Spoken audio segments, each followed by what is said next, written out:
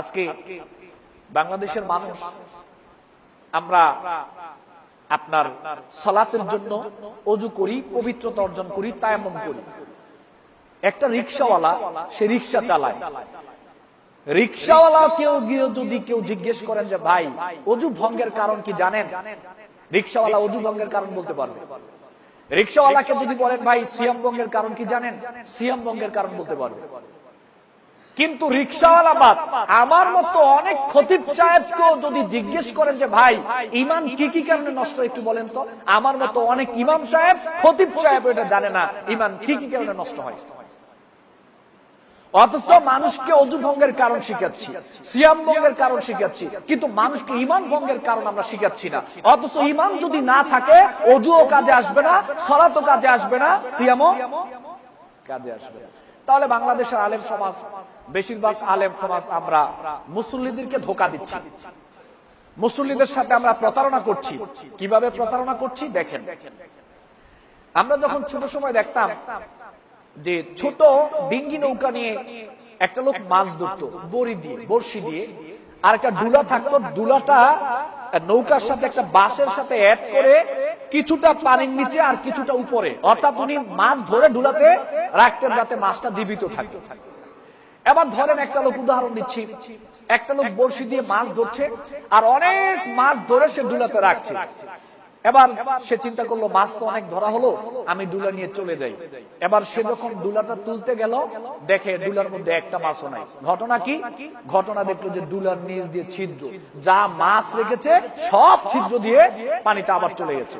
তাহলে ছিদ্রযুক্ত ডুলাতে যেমনি ভাবে মাছ রাখলে মাছ থাকা অসম্ভব, ছিদ্রযুক্ত ঈমানে আমার ঈমানটা ছিদ্র নষ্ট হয়ে গেছে। আমার ছিদ্রযুক্ত ঈমানে আপনি যত আমলই আমি আপনাকে শিক্ষা দেই না কেন, ওই আমল ছিদ্রযুক্ত ডুলাতে যেমনি ভাবে থাকে নাই, আপনি গিয়ে দেখবেন পরকালেও ওই ছিদ্রযুক্ত ঈমানে কোন আমলই টিকে নেই। তাহলে জাতির মানুষকে আমরা আলেম সমাজ ধোঁকা দিচ্ছি, যেটা প্রয়োজন ওটা শিক্ষা দিচ্ছি না। আগে শিক্ষা দেওয়ার দরকার ছিল কি কি কারণে ঈমান ভঙ্গ হয়। কারণ ঈমান যদি না থাকে তো ওযুও কাজে আসবে না, সিয়ামও কাজে আসবে না। আর ঈমান থাকলে ওযু না থাকলেও, সিয়াম না থাকলেও ঈমানটা কাজে আসবে। কই বাংলাদেশের বেশিরভাগ মানুষরা জানেই না কি কি কারণে ঈমান ভঙ্গ হয়। সূরা বাকারার 183 নং আয়াত আল্লাহ বলছেন, ইয়া আইয়ুহাল্লাযিনা আমানু কুতিবা আলাইকুমুস সিয়াম। ভালো করে খেয়াল করেন, নতুন একটা কথা বলবো আজকে ইনশাআল্লাহ। আল্লাহ বলছেন সূরা বাকারার 183 নং আয়াতে, ইয়া আইয়ুহাল্লাযিনা আমানু কুতিবা আলাইকুমুস সিয়াম।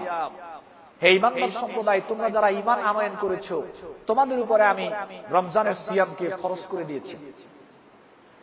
বাংলাদেশের যতগুলো মসজিদে আপনি যাবেন, যতগুলো মসজিদে আপনি যাবেন, বাংলাদেশে যত মিডিয়া আছে, টেলিভিশন আছে, যেখানেই আপনি যাবেন সেখানে গিয়ে দেখবেন সবাই এই আয়াতের আলোচনা করছে, শুধু কুতিবা আলাইকুমুস সিয়াম, ইয়া আইয়ুহাল্লাযিনা আমানুর আলোচনা কেউ করে না। শুধু কুতিবা আলাইকুমুস সিয়াম, সিয়াম নিয়ে আলোচনা, কিন্তু ইয়া আইয়ুহাল্লাযিনা আমানু আলোচনা বাংলাদেশে হয় না। ইয়া আইয়ুহাল্লাযিনা আমানু না থাকলে কুতিবা আলাইকুমুস সিয়ামের আলোচনা করে কোনো লাভ নাই। এখন আপনারা বলবেন যে কি বললেন, বাংলাদেশে তো 95% মুসলমান ঈমানদার, ইয়া আইয়ুহাল্লাযিনা আমানু, তো এটার আলোচনা করার দরকার কি? এবার দেখেন কোরআন কি বলে, বাংলাদেশে কয়জন মানুষ ঈমানদার, কোরআন থেকে প্রমাণ নেন। সূরা ইউসুফ 106 নং আয়াত আল্লাহ বলছেন, ওয়ামা ইউমিনু আকসারুহুম বিল্লাহি ইল্লা ওয়া হুম মুশরিকুন।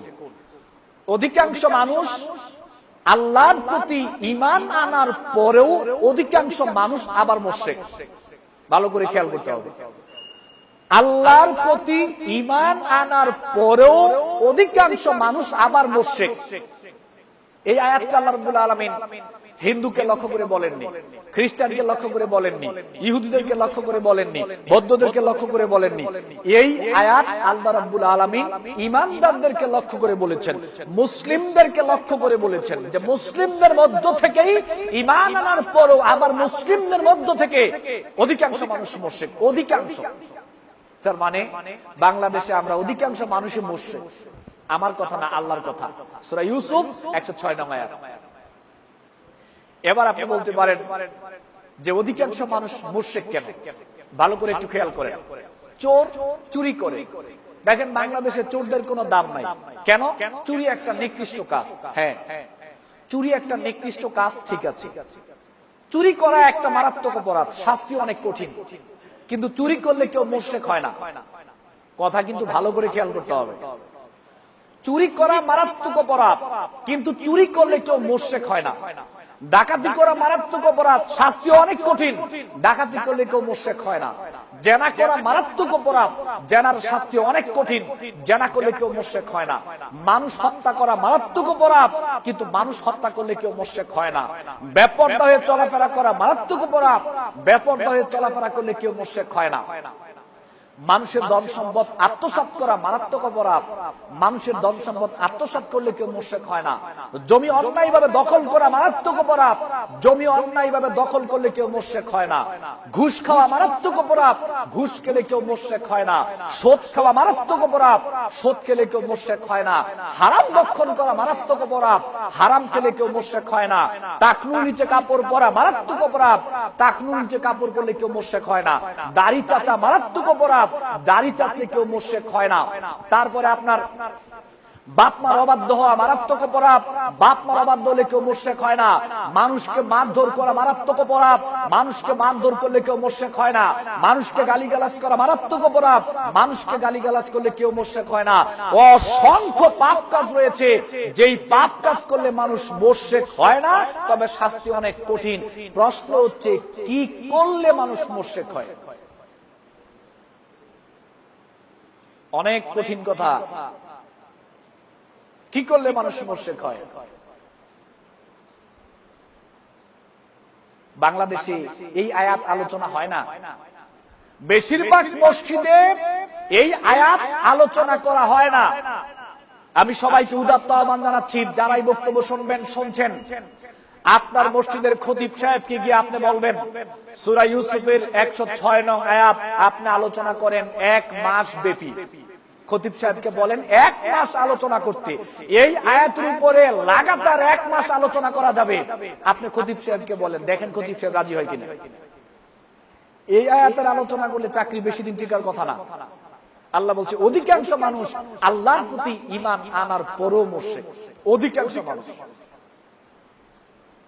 এই আয়াতের আলোচনা বাংলাদেশে হয় না, মানুষ এটা করতে চায় না। তাহলে ইয়া আইয়ুহাল্লাযিনা আমানু, মানুষদেরকে আগে বলতে হবে ইয়া আইয়ুহাল্লাযিনা আমানু মানে কি, তারপর হচ্ছে কুতিবা আলাইকুমুস সিয়াম। যদি ইয়া আইয়ুহাল্লাযিনা আমানু না বুঝিয়ে খালি কুতিবা আলাইকুমুস সিয়াম বুঝান, তাহলে জনগণকে আপনি ধোঁকা দিচ্ছেন। কারণ আগেরটা না থাকলে পরেরটা কোনো কাজে আসবে না, আসবে না। সবার উপরে রমজানের সিয়াম ফরজ নয়, ভালো করে মনে রাখবেন। সবার উপরে দাড়ি থাকলে রমজানের সিয়াম ফরজ নয়, টুপি থাকলে রমজানের সিয়াম ফরজ নয়। খতিব সাহেব হলেই খতিব সাহেবের উপর রমজানের সিয়াম ফরজ নয়। বড় আলেম, ওনার উপর রমজানের সিয়াম ফরজ নয়। রমজানের সিয়াম ফরজ হলো ইয়া আইয়ুহাল্লাযিনা আমানু, যারা ঈমানদার তাদের উপরে, যারা মুশরিক তাদের উপরে নয়। আল্লাহ বলছে অধিকাংশ মানুষ আল্লাহর প্রতি ঈমান আনার পরেও মুশরিক। তাহলে এখান থেকে এই শ্রেণীটা বাতিল। আরেকটু সামনে আগান। সূরা বাকারার 8 নং আয়াত আল্লাহ বলছেন ওয়া মিনান নাসি মান ইয়াকুলু আমান্না বিল্লাহি ওয়া বিল ইয়াউমিল আখির ওয়া মা হুম বিমুমিনিন। মানুষের মধ্যে এমন কিছু মানুষ রয়েছে যারা বলে যে আমরা আল্লাহর প্রতি ঈমান আনয়ন করেছি, পরকালের প্রতি ঈমান আনয়ন করেছি, তার মানে তারা ঈমানদার। মুসলমানের খাতায় তার নামটা ঈমানদার, বাংলাদেশের নাগরিকত্বের খাতায় তার নামটা ঈমানদার। যে সমাজে বাস করে ওই সমাজের মানুষ জানে সে ঈমানদার, বাংলাদেশের যার সাথে পরিচয় আছে সবাই জানে সে ঈমানদার। আল্লাহ বলছে ওয়া মা হুম বিমুমিনিন, সে কিন্তু ঈমানদার নয়। কি বুঝলেন? মসজিদে এখানে অনেক মানুষ, মসজিদে এখানে অনেক মানুষ। একটা প্রশ্ন করি, আমরা এখানে যারা মসজিদে এসেছি সবাই কি আমরা ঈমানদার না? সবাই আমরা ঈমানদার, এবং সবাই সবাইকেই মনে করছি যে সবাই আমরা ঈমানদার। আল্লাহ বলছেন ওয়া মা হুম বিমুমিনিন, এখান থেকেও অনেক মানুষ ঈমানদার নয়। ইয়া আইয়ুহাল্লাযিনা আমানু, আগে ঈমানটা কি এটা বোঝা, পরে কুতিবা আলাইকুমুস সিয়াম, পরে সালাত। ঈমানদার নয় কেন? মানুষের মধ্যে এমন কিছু মানুষ রয়েছে যারা আল্লাহকে বলে আমরা আল্লাহর প্রতি ঈমান এনেছি, পরকালের প্রতি ঈমান এনেছি, আসলে তারা ঈমানদার নয়, তারা হচ্ছে মুনাফিক। কোরআনের ভাষায়, আল্লাহর ভাষায়, রাসূলের ভাষায় তারা ঈমানদার নয়, তারা হচ্ছে মুনাফিক। মুনাফিক দুই প্রকার, একটা হচ্ছে অন্তর্গত মুনাফিকি, আর একটা হচ্ছে আমলগত মুনাফিকি। অন্তর্গত ভাবে যদি কারো মধ্যে নেফাকি থাকে তাহলে সে কাফের। অন্তর্গত ভাবে যদি কারো মধ্যে নেফাকি থাকে তাহলে সে কাফের। কর্মগত ভাবে যে নেফাকি রয়েছে ওটা থাকলে কাফের হবে না, ফাসিক। অন্তর্গত মুনাফিকি মানে কি? মুখে মুখে আমি আর আপনি ইসলামকে অনেক ভালোবাসি, কিন্তু অন্তরে ইসলামকে ঘৃণা করি। মুখে মুখে আমি আর আপনি ইসলামের বিধানকে ভালোবাসি, কিন্তু মুখে মুখে ইসলামের বিধানকে ভালোবাসি ঠিক, কিন্তু অন্তরে আমি আর আপনি ইসলামকে ঘৃণা করি। আমি সাচ্চা মুনাফিক এবং আমি কাফের।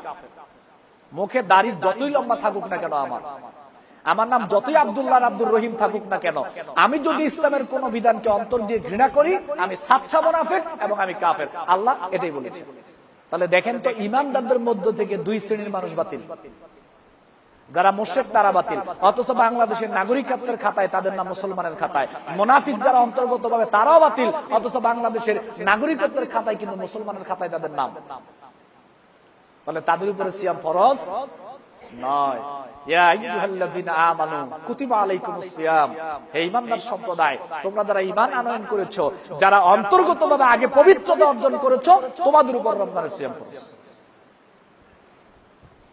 সম্মানিত উপস্থিতি, সম্মানিত মুসলিম ভাই বোনেরা, এগুলো ভালো করে খেয়াল করেন। বাংলাদেশের আমরা আলেম সমাজ যারা রয়েছি, আমরা আপনাদেরকে ধোঁকা দিচ্ছি, বেশি বেশি আমল শিখাচ্ছি, বেশি বেশি ফজিলত শিখাচ্ছি, আর মূল জিনিস আপনাদের সামনে আলোচনা করি না।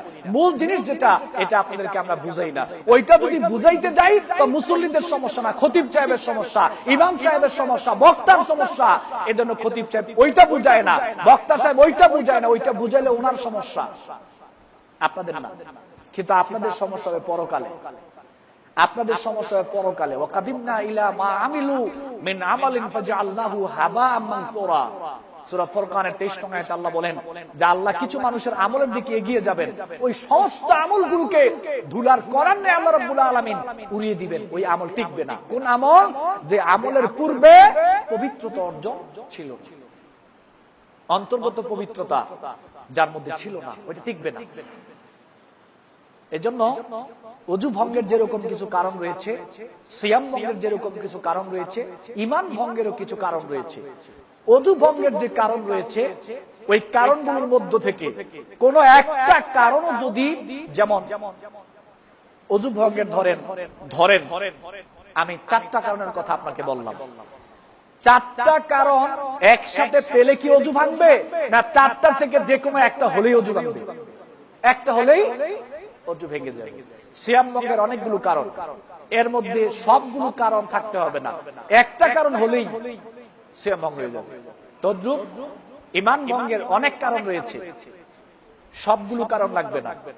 কোন মানুষ যদি জেনে শুনে বুঝে ওই কারণগুলোর মধ্য থেকে একটা কাজের মধ্যে লিপ্ত হয়, তার ঈমান চলে যাবে, একটা ঈমান চলে যাবে। এজন্য আগে ঈমান, পরে ওযু ভঙ্গের কারণ, পরে সিয়াম ভঙ্গের কারণ। অবশ্যই এগুলো জানাতে হবে, কিন্তু আগে জাতিকে ঈমান ভঙ্গের কারণ জানাতে হবে।